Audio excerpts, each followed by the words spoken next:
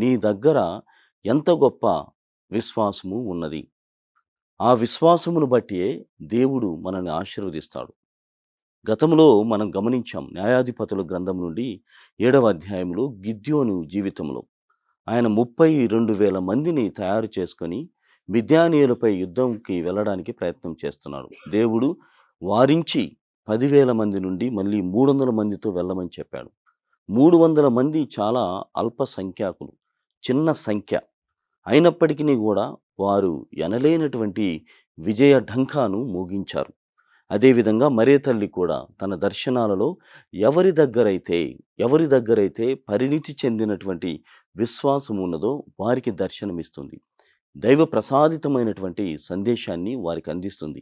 అందులో ప్రప్రథమముగా గమనించినట్లయితే చిన్నపిల్లలు, పిల్లవారైనటువంటి వారికి కనిపిస్తుంది. ఎందుకంటే వారి అమ్మానాన్నల నుండి వారు నేర్చుకున్నటువంటి ఆ విశ్వాసము, వారు నేర్చుకున్నటువంటి ఆ విద్యా బుద్ధులు, లేకుంటే విలువలతో కూడినటువంటి ఆ జీవితాన్ని ఇలానే కొనసాగించాలి అని అలానే పాటించడానికి ప్రయత్నం చేసేటువంటి వారు పిల్లలు. అంత గొప్పగా వారి విశ్వాసము ఉంటుంది.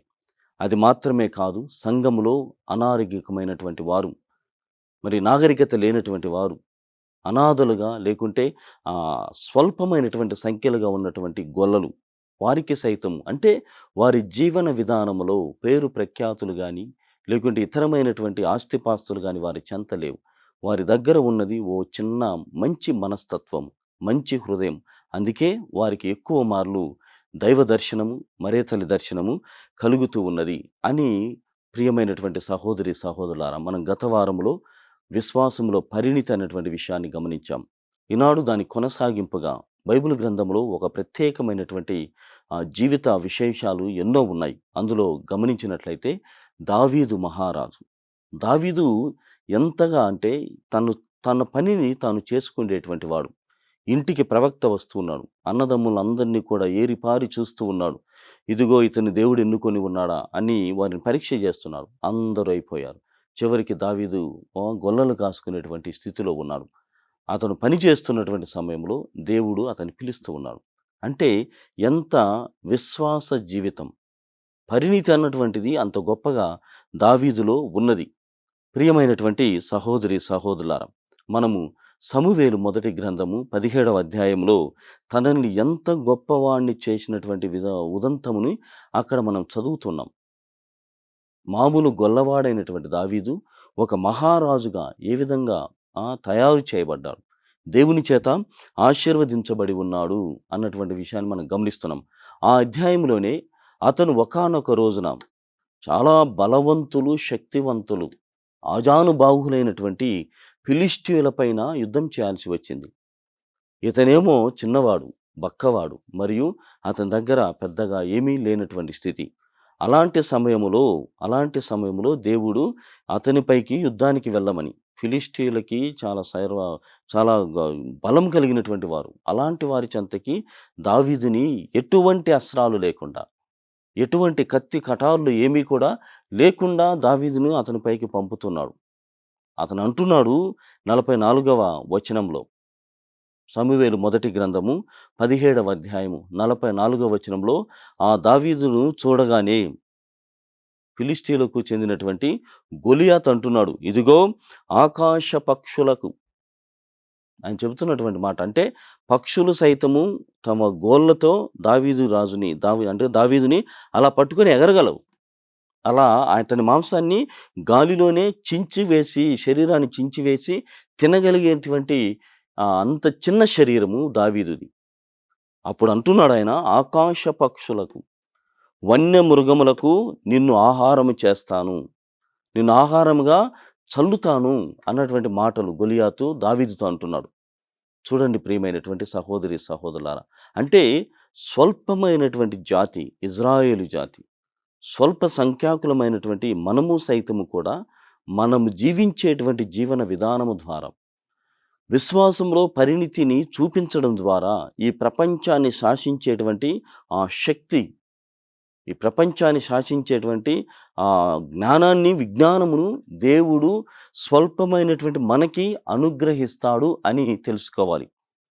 కావున ఈ సమయంలో ఏ పరిస్థితిలో కూడా విశ్వాసాన్ని కోల్పోకుండా ఉండగలిగితే, విశ్వాస పరీక్షలు నెగ్గగలిగితే దేవుడు నిన్ను అంత గొప్పగా ఆశీర్వదిస్తాడు. ప్రియమైనటువంటి సహోదరి సహోదరులారా, ఒకానొక సమయంలో మన హృదయాలు విరిగి నలిగిపోయి ఉంటాయి. చాలా బాధాకరమైనటువంటి స్థితిలో ఉంటాయి. కానీ విరిగి నలిగిపోయినటువంటి హృదయాన్నే దేవుడు తన పనిముట్లుగా వాడుతూ ఉంటాడు. You will be speaking from the broken heart. ఇదిగో ఒక మంచి అయినటువంటి స్థితి నుండి మాట్లాడితే ఎవరు కూడా నమ్మరు.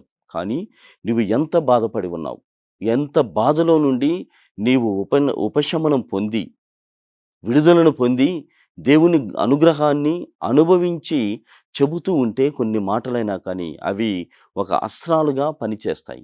దేవుని యొక్క పనిముట్లుగా పనిచేస్తాయి అని మనం గమనించాలి.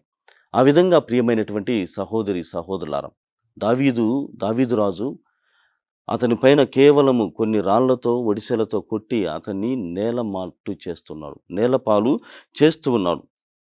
తర్వాత ఆయన మహారాజు అయిన తర్వాత 39వ వచనంలో చాలా విలువైనటువంటి మాటలు ఏం చెబుతున్నాడంటే, నాకు ఈ దుస్తులు అసౌకర్యముగా ఉన్నాయి.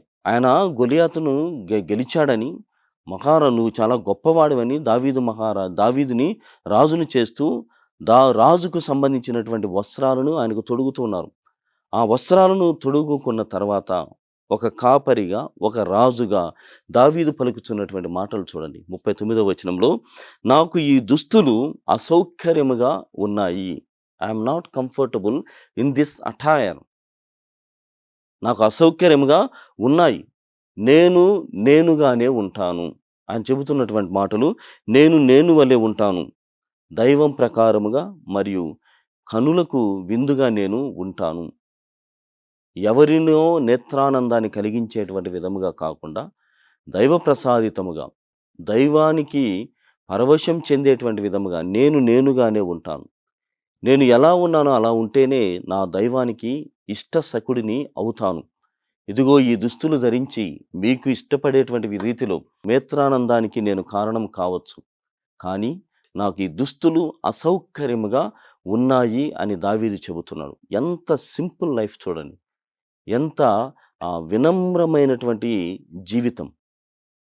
పరిణితి చెందినటువంటి విశ్వాసం అంటే ఇదే. విశ్వాస జీవితంలో మనము ఆ విశ్వాసానికి తగినటువంటి విధముగా అడుగులు వేయటంలో, సాక్షులుగా నిలవడానికి ఎప్పుడెప్పుడు అవకాశాలు వస్తాయా, ఎప్పుడెప్పుడు మనం విశ్వాసాన్ని ప్రకటించేటువంటి వారముగా ఉండగలమా అన్నటువంటి వాటి కోసము ఎదురు చూడాలి. లేదు అంటే దేవుడు ఆశీర్వదించాడు కాబట్టి అసౌకర్యమైనటువంటి వాటిని, అంటే we are trying to get into comfortable zone, అది సౌకర్యవంతంగానే ఉంటుంది. కానీ నీవుగా ఉండవు. నిన్నుగా ఎన్నుకున్నటువంటి దేవుడు ఆ జీవితాన్ని చూసి సంతృప్తి చెందడు. అందుకే ప్రియమైనటువంటి సహోదరి సహోదరులారా, మనము కొద్ది మంది అయినప్పటికీ మన విశ్వాసము ఎంత అన్నటువంటిదే మౌలికమైనటువంటి అంశము. ఇంకా ప్రియమైనటువంటి సహోదరి సహోదరులారా, 45వ వచనంలో దావీదు చెబుతున్నాడు, దేవుని నామములో నేను వస్తూ ఉన్నాను. దేవుని నామములో నేను వస్తున్నాను. ఏ వస్త్రాలను, రాజుకు సంబంధించినటువంటి ఏ వస్త్రాలను కూడా నేను ధరించకుండా దేవుని నామములోనే ఇదిగో నేను వస్తూ ఉన్నాను. నా దగ్గర బల్లెము కానీ కత్తులు కానీ లేవు. కత్తులతో నేను రావటం లేదు. బల్లెమును ధరించి నేను రావటం లేదు. దేవుని నామములోనే నేను వస్తూ ఉన్నాను అంటున్నాడు. అంటే ఇన్ నామినే దోమిని అని చెప్తారు. In the name of the lord, in the name of the lord నేను నీ చెంతకి వస్తూ ఉన్నాను. విజయాన్ని వరింపచేసేటువంటి వాడు దేవుడు, యుద్ధం చేసేటువంటి వాడు దేవుడు, నేను కాదు. కావున స్వల్పమైనటువంటి నేను, నా శరీర ఆకృతిలో స్వల్పమైనటువంటి వాడను, నా బలములో స్వల్పమైనటువంటి వాడను, నా జ్ఞానములో స్వల్పమైనటువంటి వాడను, నాకు ఏమీ కూడా తెలియదు. ఈ వస్తువులు లేకుంటే వస్తువులతో కూడినటువంటి యుద్ధము నాకు తెలియదు. తర్వాత వస్త్రాలతో కూడినటువంటి ఆ రాజరికము నాకు తెలియదు. కానీ నేను ఏమి ధరించి వస్తున్నాను? In the name of the lord, నేను యావే నామమున నీ చెంతకి, నీ పైన యుద్ధం చేయుటకు నేను వస్తూ ఉన్నాను అని అతనితో చెబుతున్నాడు. ప్రియమైనటువంటి సహోదరి సహోదరులారా, తర్వాత ఏమైంది అన్నటువంటి విషయం మనందరికీ బాగా విదితమే. ఎంతో గొప్పగా దేవుడు దావీదుని ఆశీర్వదించాడు. మన వ్యక్తిగత జీవితాలలో సైతము ఈ భావనతోని, ఈ విశ్వాసం అన్నటువంటి పరిణితి చెందేటువంటి విధముగా మనము జరుగుతున్నటువంటి విషయాలు, మనకు జరుగుతున్నటువంటి అనుభవాలను మలుచుకొని క్రీస్తు ప్రభు యొక్క సాక్షిగా ఉండాలని రెండవ జాన్ పాల్ పాపు గారు తన ఆధ్యాత్మికమైనటువంటి అభ్యాసాల ద్వారా పరిణితి చెందినటువంటి విశ్వాసమును కలిగి ఉండాలని నేర్పుతూ ఉన్నాడు.